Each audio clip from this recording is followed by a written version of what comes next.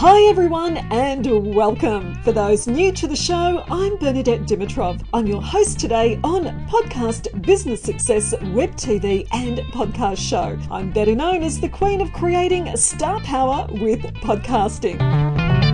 If you want to build a platform, be seen as an expert or the go-to company in your niche, we'll show you how. Visit us at www.podcastbusinesssuccess.com. We want to show you how to create star power and a leading edge with podcasting.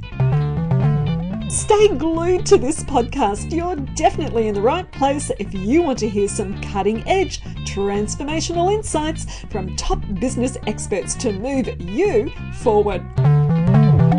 I'm so excited to introduce you today to our guest, Susan Baroncini-Moe, a top business and marketing strategist from the USA. She shared the stage with many great experts and has been featured and seen in USA Today, MSNBC, Discovery Channel, BBC, Time, and The Washington Post, just to name a few. Susan has written a brand new book called Business in Blue Jeans, written for new entrepreneurs and business owners.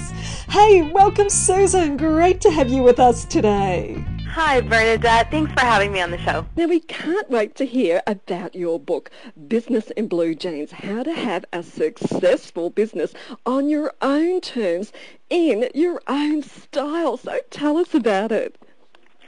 Well, you know, it's really what it sounds like. It's a book about creating a business on your terms, whether you want to work from home or from the beach or, as I do, when you travel the world, and in your own style, whether you want to wear yoga pants or a suit or blue jeans. And I wanted to cover all of the things that I thought were really important to the success of entrepreneurs and the things that I've experienced over the last 15 years of working with business owners and entrepreneurs. And so I started the book with a chapter on what I call brain junk, which is the mental baggage that gets in the way when you're starting or growing a business, because that stuff is often the thing that really holds you back. But then there are also chapters on fire and passion and expertise and common sense, you know, logistics, structural things like packaging and branding and marketing and building a village that's a community that can support you. And every single chapter has what I call homework assignments, which are the actionable steps that people can take, whether they're startups or businesses in growth. And I really wanted to address both audiences because Business in Blue Jeans is designed to be as close to the experience of working with me as a business and marketing strategist as my clients get as I could possibly put into a book. So I wanted to make it really actionable and make it very how-to and practical for people to actually do on their own with that book. That sounds awesome. I love that. What a great approach. Those homework assignments is really getting you as a coach stepping us through it. So that is absolutely awesome. That's the sort of stuff we want in books. We don't get enough of it. Well, you know, it's funny. My clients actually were the test, like the guinea pigs for all of the homework assignments, and they've been testing these out for the last 15 years. So they're tried and true. They're battle tested. So I know they work, and if you just follow the book, you will get success. But It's not easy. Absolutely, good point. You can't just read about things or you just can't hear about it. You've got to have an action plan, and you've actually incorporated that into the book, which is awesome. However, now, Susan, you did mention brain junk, and I'm sure lots of our friends are thinking, what the hell is that? But I'm going to ask you about that later. But there's going to be some of our friends out there saying, now, come on, Susan, you can't really have a business without wearing a suit and tie and still make money and be taken seriously. Come on, Susan, what are you saying? Look, of course, right? There are some industries where that's absolutely true. What's important to know is that the concept of business in blue jeans isn't about what you wear. It's about what's right for you. So, yes, I wear blue jeans every day, and sometimes yoga pants, and occasionally, big true confession here, pajama pants. But but the truth is, I still make money and I'm still taken very seriously. But I do it in my way, what's my style. And that's the whole point, is it might not be your style. That's okay. You have to do what's right for you. And that's why the subtitle is How to Have a Successful Business on Your Terms in Your Style. That's what I wanted to make clear, is it's not about what's right for me, which is business in blue jeans. It's about what's right for you. Oh, I love that. There's a freedom and you can be successful. And of course, that's what we're all about on this show. And I have to tell you, I'm in a pair of yoga pants right now. I'm with you there. Now, we've got a lot of solo business owners and entrepreneurs listening today, and a question I know that they're just going to want me to ask you is, now, you say there are certain components that make successful entrepreneurs. Now, what's the most important one? Well, there are many components that make successful entrepreneurs, but I really think the most important one is a willingness to learn. And I don't mean just like new strategies or techniques for marketing, but really to learn about yourself. I can teach you everything I know about business logistics. I can teach you everything about marketing and everything about social media. But ultimately, without an understanding of you and what makes you tick, without learning how to get through all the barriers where you're stuck, you're going to be staying where you are. And you can do everything right. And if you still have, and I've said it before, if you still have brain junk, I know we're going to get to it, but you're still going to hold your business back. I see it all the time. So being open and willing to learn from yourself, learn about yourself, and being open to and willing to learn from other people, while simultaneously holding on to your confidence and your belief in yourself, it's a delicate balance, right? But I think that's the most important component to really being successful, and that is the difference between people who are wildly successful and people who are moderately successful. Great advice, and of course, no doubt you go into that a lot more in your book. Sure. Fantastic. Now, if one of our friends listening is working in a corporation but wants to leave the rat race, what's the first step? Oh, no doubt. The first step should be deep, intense soul searching. Asking yourself the questions like, what kind of lifestyle do you want? And what do you want your life to look like? Because that's really where you have to start. If you are thinking about what you want to do differently and what you want to be different in your life, then that's where we can work. We can start to work on how to get you there. The one thing you should not do is just up and quit your job. I've heard people say, jump and the net will appear. Don't jump, the net usually doesn't appear. So when you quit your job, don't. That's a terrible idea. Instead, think and plan and start a business that you can ramp up. And then you can grow into something that will eventually replace your job. And that way you're not going to have downtime, you're not going to have fear. And often when people quit their jobs, they have a lot of fear around money. And you make terrible decisions and terrible business decisions when you do that.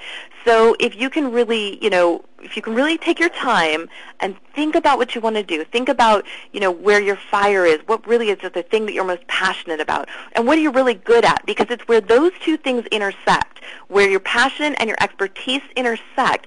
That's what your business should be all about, and that's the kind of business that can flourish. So if you really take your time and you really plan it out, then you can build something that you'll have motivation for because you'll love doing it. So it won't be like you'll get home from your corporate job and you'll be dragging and tired and you'll think, oh, I can't believe I have to do this for my business too. You'll be excited to get home because you'll be doing your business too.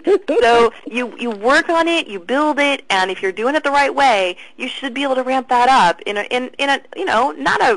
it's different for everyone, not a super quick period of time, but a reasonable period of time so that you can transition out of your job without all that weird money junk and all the, panic about not having a job. Oh, I love that. I love that. You talk about passion and your expertise. So many people feel unfulfilled in jobs and they don't know where to go. What a great book you have here. And, and great advice. You don't just jump because you probably will end up in a ditch somewhere. You've got to have some planning and some action steps, and we need to hear this. Thank you, Susan. Now, but what about people who have mortgages and car payments? Because I know they're going to be thinking, oh, I can't do this. Can they still have a business and blue jeans type of business? Absolutely. I will tell you, I have a mortgage. I do not have a car payment because I pay for my car with cash. Well, not cash. I didn't pay for my car. I paid for my car with a check. But, but you can do it. You can have a mortgage and car payments and health insurance and children, and you can have all that stuff. But you just have to really, get rid of the brain junk, do something you're really good at and something you enjoy doing, and know how to package it and market it well, so that you can grow it, because you don't, you can't just, wake up one day and, I have a business idea, now I'm going to pay the rent. It doesn't work that way. So you really, it's like what I said with the corporate job. You really do have to plan, and you have to market it and know how to increase your visibility. Oh, fantastic. And, none of us get there alone, do we? We need mentors and coaches, and we need help, and we need books like yours. Yes. And that's true. I mean, sometimes the benefit, the books are great, right? And of course, I stand behind my book. I love my book. I'm really proud of it. And I really put my heart and soul into it, and everything I could think of within the context of what my publisher allowed me. But and there are bonus chapters online for people who buy the book, because I wanted to put more in the book. But even if you have a book, if you have an accountability problem, like if you have a problem with committing to something and seeing it through, sometimes hiring a coach or a mentor can be the thing that you need to get you jump-started, to keep you in the game, to keep you accountable. And sometimes if you just don't know how to do some stuff, like maybe you don't know how to brand a business, or maybe you're not sure how to market your business or how to use social media to grow a business, that's another time that a mentor or a coach can be a really good assistance there, because you can learn from them. They can actually tell you, look, go do this thing. Here, this is how you do it. And you can learn a lot that way. Oh, absolutely. Even, start off with a consultation, because it's worth its weight in gold, put you in the right direction. Always. And now, Susan, we've been talking about brain junk. You've mentioned that word. Now, you've got to tell us, what is brain junk? Well, it's what I call the mental baggage that we all carry. All that mental baggage that even successful people have it. And that's a secret that a lot of people don't know. Really successful people have brain junk too. They have mental baggage and, insecurities and, stuff about money, and fears and, uncertainty and doubt. And so I call all of those things brain junk. So I think there are a lot of ways to deal with that brain junk. The secret that most successful people have is that they don't talk about their brain junk a lot. They don't talk about how they've learned to manage it. But the difference between someone who's moderately successful and really successful is that really successful people are very, very good at mastering their brain junk. And there's this show in the States on the Bravo channel. I don't know if you get this, but it's called Top Chef. Do you get that show? Well, I don't watch TV. I watch so much TV, it's terrible. But we have this show, it's called Top Chef. It's a cooking competition, and these young chefs who are very talented come in, and they do these competitions, and they're judged by amazing, master chefs who are the best in the world. And so they had this show, and they did a few seasons. Well, then they created a show called Top Chef Masters, where they took the people who were the judges in the other show, and they had them compete as competitors. And it was really fascinating to watch, because they started to, these are the chefs that are the best in the world. They're at the top of their game. And they started to get bogged down with uncertainty and insecurity, and I'm not sure if this is right, and they started being a lot more meek, whereas normally they would be extremely confident. What was fascinating was to watch how it happened to them, and how they conquered it and were able to really get past it to deal and to create their amazing culinary creations. So, the thing that's really different about, mere mortals and the greats in the world is that, they're really amazing at mastering any brain junk that they have. So that's really the trick to it. And I've put some things in the book to help people master their own brain junk. Awesome, because that's the stuff that really slows you down. It's like putting the brakes on, or a shackle around your ankle, isn't it? It is, and you can do everything right, and you can brand well. The thing is that you could brand and you could market your business, you could do all the things that everyone says you should do and all of that, but if you don't get your brain junk from the start and you don't start working on that immediately, it can affect everything afterward. That's why it's chapter 1. Because the thing is, let's say for example you have brain junk and around where your company could possibly go. So let's say that you're starting out in business and you're all by yourself.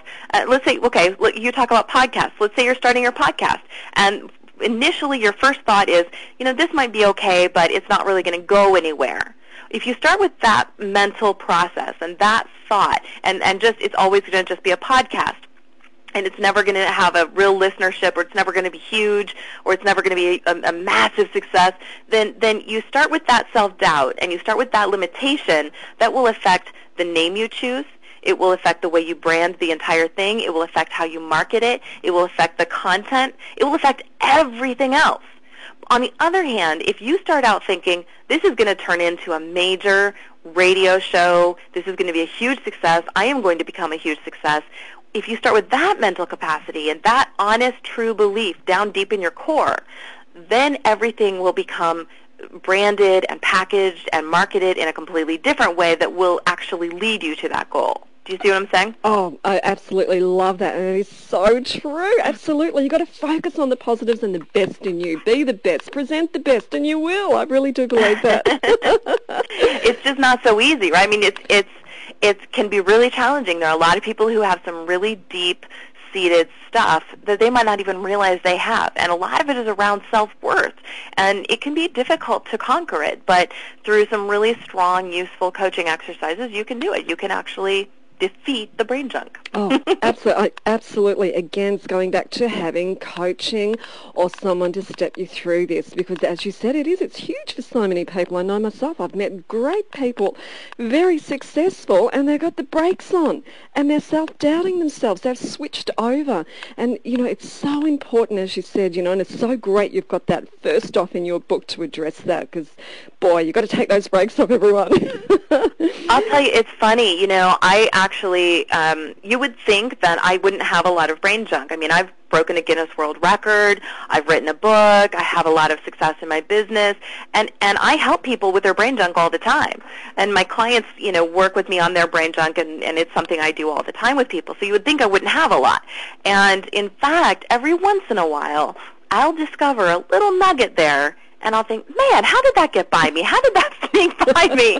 So I have my own coach, and again, that is one of the things that really successful people know, is we know to go get help immediately and quickly to ferret out all the junk, so we get it cleaned out and we deal with it and move on so it doesn't slow us down. Oh, absolutely. And, one great tip I'd love to throw in here is, get yourself a mentoring group. Get around really positive people, to help filter a lot of that out of you. Don't get yourself stuck with people that are pulling you back. Be really aware of that, because it can be a trap as well. And get yourself a coach. Absolutely, yeah. And now, Susan, I want to move on a little bit here. And look, we often hear bandied around the term micro-entrepreneur. Can you tell us, where did that term come from, and what is it? It came from me.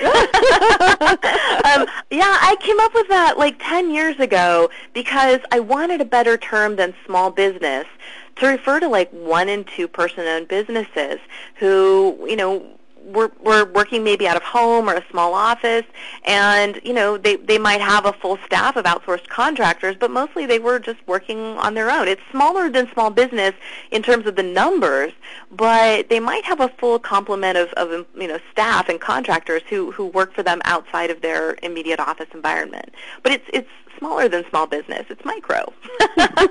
Oh, I love that.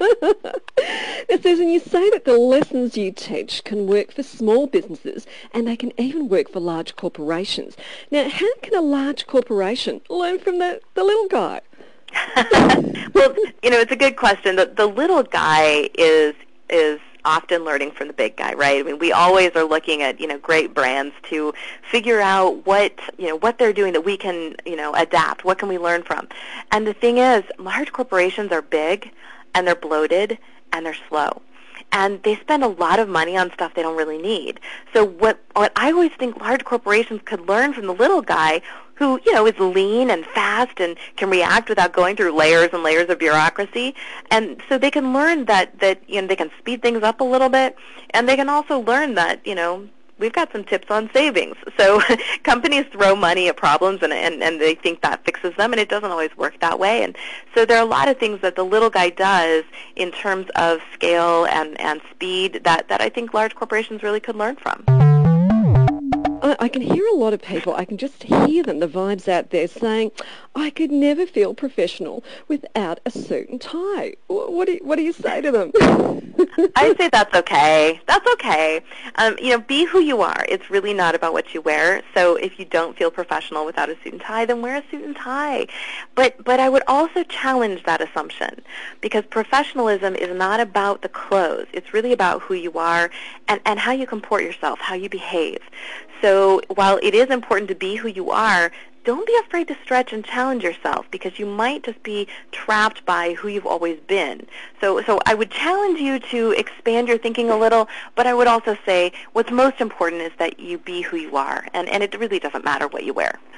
Look good, even if you're going to wear jeans, you don't want it to be ripped up and, have holes and look worn and stuff. I mean, I wear jeans, but I wear fashion jeans, Now, Susan, what are the biggest misconceptions people have about starting a business? People think it's going to be very, very hard, that it's going to be very, very expensive, or that they can't do it, or that they can't do it at a certain age. None of these things are necessarily true. It's not easy to start a business, and like I said, anyone who tells you that it is probably trying to sell you something expensive. But you can start a business any time in life. It doesn't have to be expensive, and it can be made easier if you know what steps to go through and what mistakes to avoid. So a lot of the misconceptions people have about starting a business is that it's really going to be a lot of risk, a lot of challenge, and there are certain kinds of risk, like you are putting yourself out there, but it doesn't have to be as terrible or as much of an ordeal as people make it out to be. I love that you said that you can start a business any time in life, because I know myself, I've come across lots of people, they get to their middle years or midlife, what we call here a midlife crisis, and think, hey, I'm not satisfied, I really want to get out on my own. And you can do it. Don't get hung up about age. Absolutely. I've worked with clients who are in their 70s and 80s. I just think you're never too young and you're never too old. Love that. Well, Susan, as you know, now we promote and sing the praises of podcasting for business. Now, we've got to know, what's your thoughts about using podcasts for entrepreneurs and business owners? And do you yourself use them in business? I have to confess, I am guilty of starting a radio show, and I haven't had time to get back to it in so long. We did this Guinness World Record event last year, and I did a podcast right before that, and then I got into the book deal, and things have been so busy since I haven't gotten back to it. So I am the worst example of doing a podcast ever. That said, I think a podcast can be a really good way to grow a business, but only as long as you are producing high-quality content that your target market wants to hear and that is of benefit to them. Only as long as you're being consistent and you don't give up, because it can take a while to build an audience, as I'm sure you know. Yes. And as long as you market it really well so that you actually do build an audience. I do think it's a really nice way to let people get to know and interact with your brand. Great advice. It does take a little bit of work, and it's like you said, even with the business, you've got action steps and planning, but that's something that we teach and we help people with, and if you do it right, wow, it's fantastic. Exactly, yes. Now, I understand you also own a business with your husband. Now, what are some tips for people working with their spouses? Because there'll be plenty of them out there. It's a really good question. Well, first, if you don't already have a happy marriage, then working with your spouse is not a good idea. My husband and I are best friends, and we adore each other. It's kind of ridiculous sometimes. So there's not enough space for arguing. And so, if you do have a good relationship and a good friendship, and if you like spending a lot of time together, then it can be really great. I do think it's important to figure out what works for you as a couple. So, for example, when my husband and I got married and we decided to start this business, we thought we were going to have an office together. And so I bought us matching desks, and I, transformed my office into a two-person office, and we, had our desks up next to each other, and it was fantastic. And I thought it looked beautiful. Unfortunately, my husband was never there. So I finally asked him, how come you're never in our office? It turns out that when I'm working, I don't even realize it, but I say things out loud a lot, like, well, that's interesting. And it would kill him because he was dying of curiosity what I was talking about, and I didn't even realize I was talking because I was so immersed in what I was doing. So we realized we can't really share the same office. And so we do have separate offices, and we go to see each other, or we email or text if we need something. It's also really important to treat each other with respect and kindness. When you go home from work, when you work with your spouse, the person that you work with, they're still there. So you can't go home and gripe about your coworker when you work with your spouse. So respect and kindness are absolutely critical. And it's also important to make sure that you still have playtime together. You can't work all the time, and you do have to stop the work and enjoy each other as a couple and make that distinction. Now, my husband and I, we talk about work off and on all the time. We blend everything, and then because, maybe we are about to go to bed, and I'll ask him, hey, did you call that guy? And, so we will blend it now and then. It just happens. But there are times that if we're going out to a nice dinner or we're doing something special, we have a special occasion, we will make it an official no work talk time. And during that time period, neither of us is allowed to talk about business. And so I think it's important to make sure you do have that playtime, because otherwise you lose the connection to your spouse, you lose the romance. So you can't be all about business, because then you become coworkers and friends, and you lose the important romantic partnership that you also have. That is such great advice, because lots of people get lost in that. The business just takes over. So if you need to, diarise the time, have a date night, and like you said, have playtime. And sometimes people do in their own businesses get so busy that, diarising is a great way to make sure that you get that in, isn't it? Absolutely. I mean, you should have date night anyway, whether you're working with your partner or not. And Susan, we're just about out of time, but I loved having you today. You've shared some great nuggets of gold with everyone, and I'm sure there'll be plenty who want to go back, and the good thing about podcasts, you can go back and listen to it again. So Susan, thanks so much for being our guest and sharing some top insights. Now, if any of our friends want to take it further with you or purchase your book, where should they go? Well, they can go to businessinbluejeans.com. They can also go to susanbaroncini-moe.com. They can follow me on Twitter. I'm at SuBMoe, way easier to spell. And if they want to buy the book, they can buy it on Amazon or Barnes & Noble or any other fine book retailer. Fantastic. So everyone, if you're watching the web TV show, we'll have all that up. So it's businessinbluejeans.com. Go over to there and check it out. If you're starting out or you've been in business, this is a great book, plenty of insights to take you to the next level. So thank you, Susan. Thank you so much. Thanks everyone for joining us today, and congratulations for keeping on top of your game by getting the latest insights from top professionals with us at podcastbusinesssuccess.com web TV and radio podcast show. And if you want to build a platform, be seen as an expert or the go-to company in your niche, we'll show you how with the guerrilla marketing tool, podcasting, a marketing strategy that will save you time and money while positioning you at the top of your game. Visit us at podcastbusinesssuccess.com. We would love to show you how, and while you're there, sign up for our inspirational cutting-edge newsletter, and you'll receive free the ebook version of one of my latest international best-selling books, Ready, Aim, Captivate. Put magic in your message and a fortune in your future, with leading visionaries and business experts from around the globe. It's a priceless resource that you must have. It retails for $24.95, and you can get the ebook version for free today with us. So go over to www.podcastbusinesssuccess.com. I want you to have this phenomenal resource. So friends, I'm looking forward to your company on our next podcast, when you'll hear more cutting-edge transformational insights from top business experts and visionaries from around the globe to keep you inspired and move you forward. So, happy wishes till then, my friends.